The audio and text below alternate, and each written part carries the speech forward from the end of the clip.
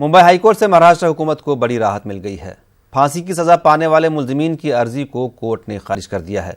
दफ़ा 376 में तरमीम का मुतालबा करते हुए मुल्जिमीन ने यह अर्जी दाखिल की थी। मुल्जिमीन को फांसी देने वाली अर्जी पर समाअत का रास्ता साफ हो गया है। मुंबई की सेशन कोर्ट ने इस दफा के तहत शक्ति मिल गैंग रेप के मुल्जिमीन को मौत की सजा सुनाई थी।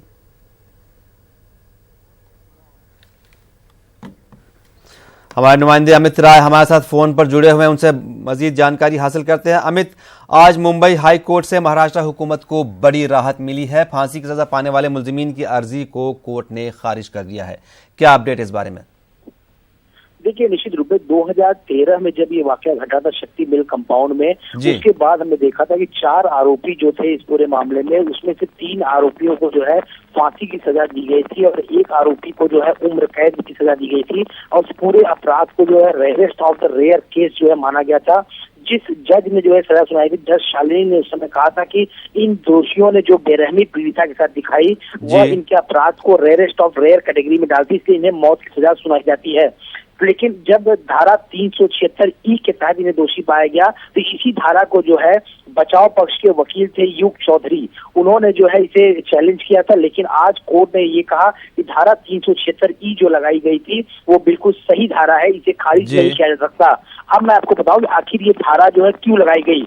क्योंकि जो 4 आरोपी इस मामले में गिरफ्तार हुए थे, विजय जाधव, कासिम शेख और सलीम अंसारी, 4 में से इन 3 आरोपियों को जो है पहले भी टेलीफोन ऑपरेटर रेप केस में दोषी पाया गया था और इन्हें उम्र कैद दी गई थी और ये इनका दूसरा अपराध था। तो इसी के तहत जो है इन पे धारा 376 लगाया गया था और महाराष्ट्र में पहली बार जो है रेप के आरोपियों पे धारा लगाई गई थी और ये धारा आत्मन अपराध करने वालों पे लगाई जाती है।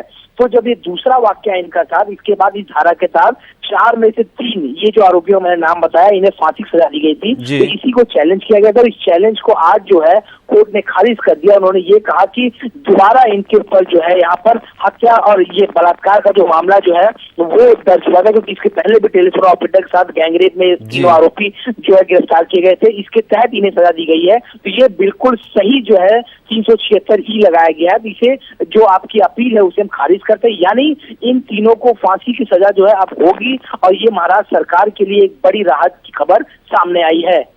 जी, बहुत शुक्रिया अमित इस तमाम तर जानकारी के लिए।